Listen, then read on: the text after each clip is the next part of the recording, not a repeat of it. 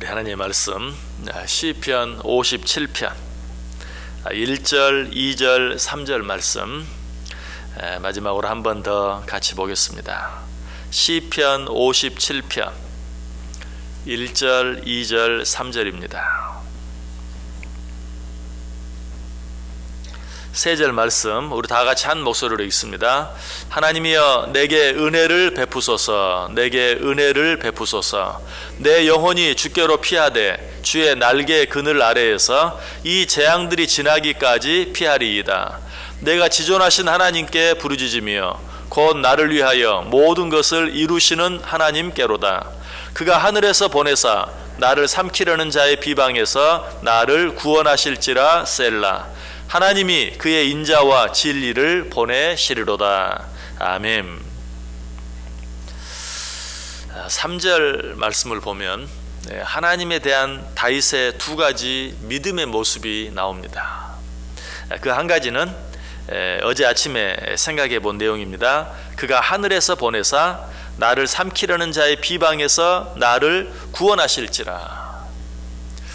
나를 넘어뜨리려고 하고 쓰러뜨리려고 하는 모든 자들의 손에서 나를 구원해 주실 것을 믿는 믿음입니다.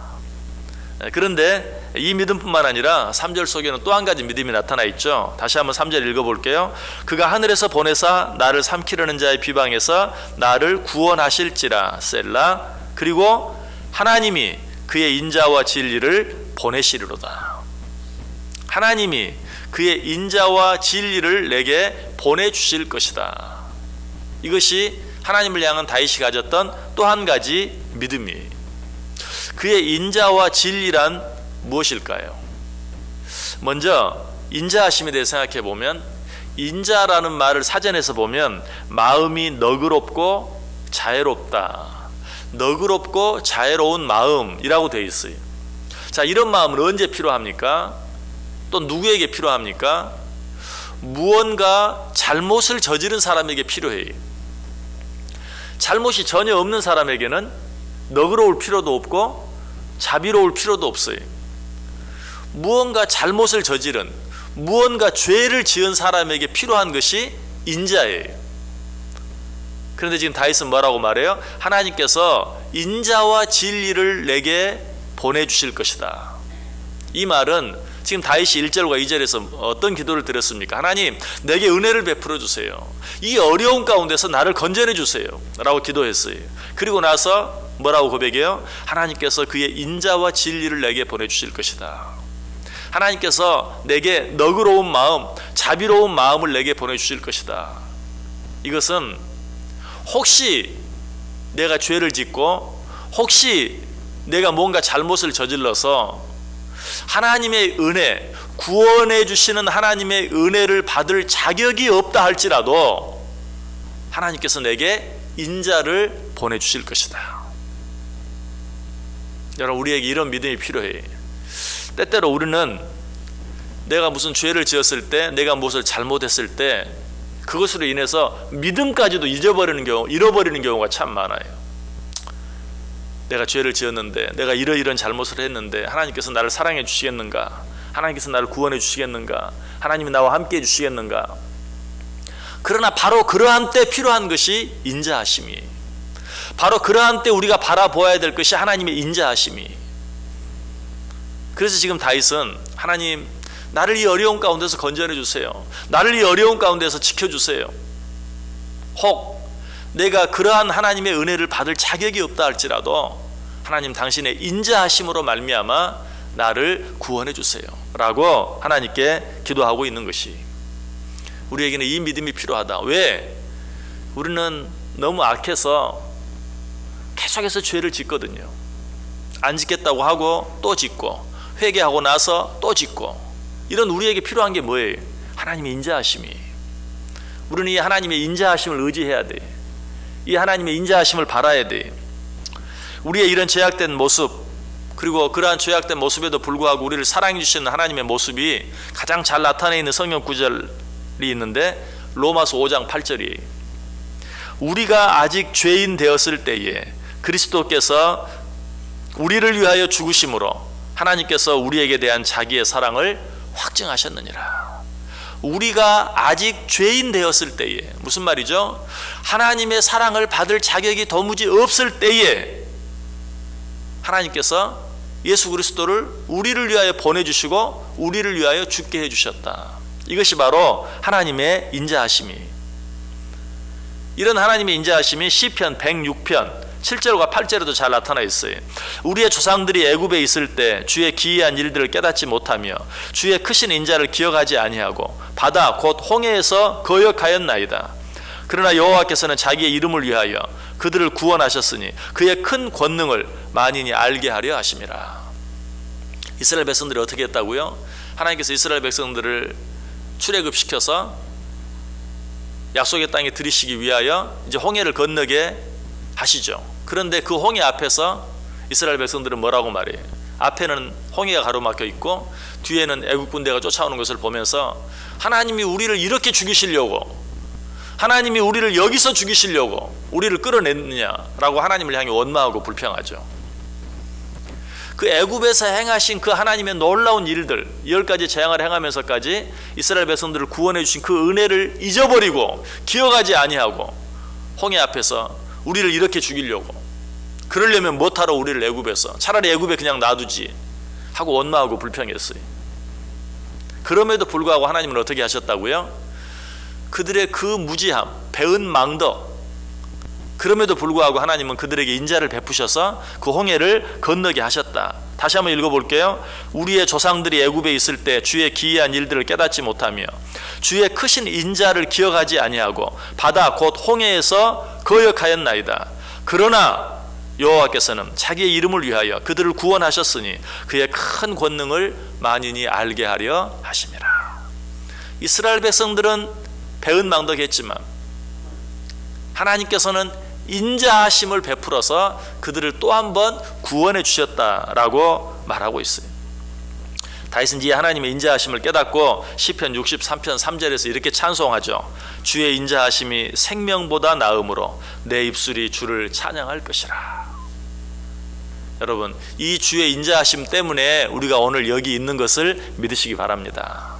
하나님은 이 인자하심으로 지금까지 우리와 함께 해주셨어요. 우리를 도와주셨고 우리를 사랑해 주셨고, 우리는 배반하고 또 배반하고, 우리는 원망하고 또 원망하고, 그랬음에도 불구하고 하나님께서는 그때마다 어떤 마음? 인자한 마음, 너그럽고 자비로운 마음, 그 마음으로 우리를 용서하시고 또 용서하시고, 인도하시고 또 인도하시고, 구원하시고 또 구원하셔서 오늘 우리로 하여금 여기 있게 하셨다는 것이 얼마나 놀라운 하나님의 사랑인지 몰라요. 자, 그런데 하나님의 인자하심이 이토록 크다면 더 이상 뭐가 필요하겠어요? 아무것도 필요 없는 것 같죠. 그러나 정말 그럴까요? 아니, 이 하나님의 인자하심과 더불어 우리에게 필요한 것이 또 한 가지 있어요. 그것은 무엇인가? 하나님의 진실하심이. 왜? 하나님의 인자하심이 아무리 크다 할지라도 그 인자하심이 중간에 변해버리거나 끝까지 가지 못한다면 소용이 없죠. 그러므로 이 하나님의 크신 인자하심과 더불어 우리에게 또 한 가지 필요한 것이 있다면 그 인자하심이 끝까지 변하지 않고 간다는 것, 이것이 필요해요. 그것이 무엇입니까? 진실이, 거짓 없음. 그래서 오늘 시인은 지금 말하고 있어요. 그의 하나님께서 인자뿐만 아니라 무엇까지? 진리. 하나님께서 인자와 진리를 내게 보내시리로다. 진리, 변하지 않는 진실. 이것을 다른 말로 하면 하나님의 성실하심이, 하나님의 변하지 않는 마음, 끝까지 계속되는 마음, 한 번 하신 약속은 반드시 지키시는 것. 내가 너를 사랑한다. 한 번 말씀하셨으면 끝까지 변하지 아니하고 우리를 사랑해 주시는 것. 이것이 바로 진리요, 이것이 바로 진실하심이에요. 다윗은 지금 이것을 믿고 있어요. 그래서 하나님께서 인자와 진리를 내게 보내사 어떻게 하신다? 나를 끝까지 버리지 아니하시고 나를 끝까지 지켜주시고 나를 끝까지 사랑해 주실 것이다 라고 고백하고 있는 것이. 그래서 성경에 보면 하나님의 인자하심을 말할 때 항상 그것과 더불어서 하나님의 성실하심을 함께 말할 때가 참 많아요. 시편 36편 5절에 보면 여호와여 주의 인자하심이 하늘에 있고 주의 진실하심이 공중에 사무쳤으며. 자, 여기서는 뭘 말합니까? 하나님의 인자하심과 주의 진실하심을 같이 말하고 있죠. 왜? 이 인자하심과 진실하심은 같이 있어야 돼요. 한번 크게 사랑하고 중간에 많이 변해버리면 아무 소용없어요. 그러므로 하나님의 그 크신 인자하심 뒤에는 결코 변하지 않는 끝까지 가는 진실함이 필요해요. 그래서 여호와여 주의 인자하심이 하늘에 있고 주의 진실하심이 공중에 사무쳤으며, 인자하심과 진실하심을 같이 말하죠. 시편 89편 1절 2절에도 내가 여호와의 인자하심을 영원히 노래하며 주의 성실하심을 내 입으로 대대에 알게 하리이다. 여기도 인자하심을 영원히 노래하며 성실하심을 내 입으로 대대에 말하리이다. 인자하심과 성실하심을 말하죠. 그 다음 절도 내가 말하기를 인자하심을 영원히 세우시며 주의 성실하심을 하늘에서 견고히 하시리라. 또 한 번 인자하심과 성실하심 이야기하죠. 시편 89편 24절도 나의 성실함과 인자함이 그와 함께 하리니 내 이름으로 말미암아 그의 뿔이 높아지리로다. 나의 성실하심과 인자하심, 순서는 바꾸었지만 다시 한번 하나님의 인자하심과 성실하심을 이야기하고 있어요. 또 시편 100편 5절에도 여호와는 선하시니 그의 인자하심이 영원하고 그의 성실하심이 대대에 이르리로다. 또 한 번 인자하심과 성실하심을 같이. 왜 그렇게 한다고요? 인자하심과 성실하심, 인자하심과 진실하심, 하나님의 인자하심과 변하지 않는 진리는 항상 함께 가야 돼요. 떨어질래야 떨어질 수 없는 것이. 그래서 시인은 지금 그렇게 말하고 있어요. 다윗은 이 사실을 믿었어요.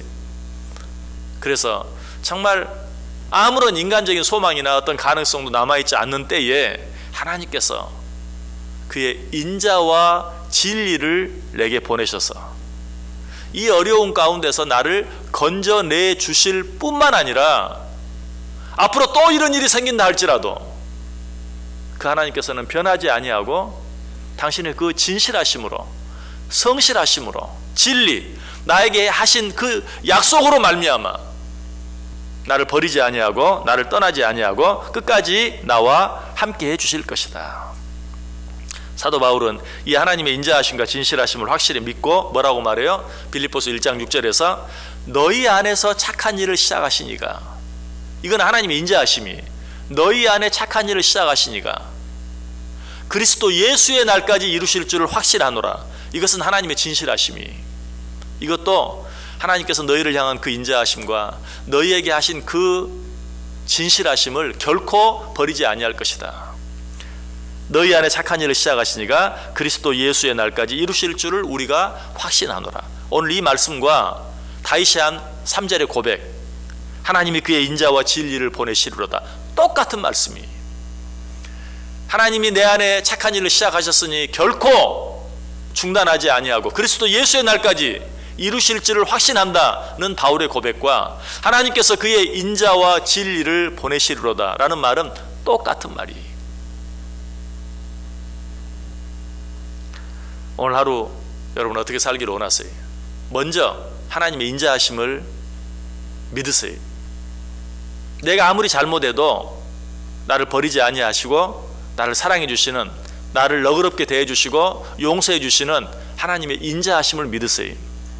그것과 더불어 또 한 가지 우리가 믿어야 될 것은 그 인자하심은 결코 변하지 아니하고 끝까지 계속된다는 하나님의 진실하심을 믿으시길 바랍니다.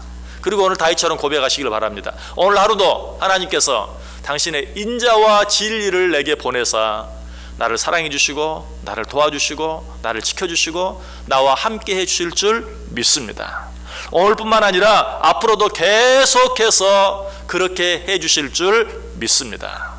이 믿음 가지고 오늘 하루 살아갈 때 하나님이 정말 당신의 인자하심과 진리를 우리에게 보내사 우리로 하여금 승리케 해 주시기를 주님의 이름으로 간절히 축원합니다.